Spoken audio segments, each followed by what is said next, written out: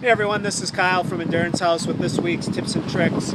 This last weekend I was out at the Madison Marathon and watching things at the aid stations, and it really occurred to me that whether you're a first-time runner or you've done it 101 times, it's always important to go back and revisit aid station etiquette. So this week we're going to talk about three things as it relates to the aid stations, as whether you're in a run or a race or a ride, that all hold true.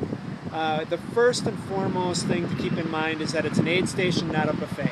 So what do we mean by that? You've all been to a buffet, you walk up to the line and you're looking for different types of food, and you're digging into the pans and you're putting it on your plate, and you look behind you and there's a long line. Same thing happens at an aid station if we're trying to figure out, do we want the water, do we want Gatorade, or what do we want? Most often the volunteer will yell out way ahead of time is what they have. They'll have water, they'll have some type of fluid replacement. Most often they always call it Gatorade, even if it's not Gatorade. Some races will have gels, they'll have bananas, they'll have oranges, something like that, but in all cases most will have them call out as to what is available. So keep in mind it's an aid station, not a buffet. The other is that we're fueling for the next 20 minutes. So as we're grabbing things, keep in mind that it's really for your next 20 minutes. Aid stations often on longer runs are going to be about 1.5 miles to 2 miles in between.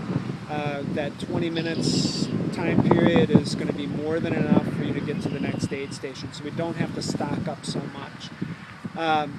The last thing is that we want to grab and go. So as I said, you're going to have people yelling as to what do they have. Make eye contact with the volunteer, and then what I do is I will point at the person that I'm going to grab the fluid from or the gel, so they know that I'm going to be coming to them and they're prepared for it.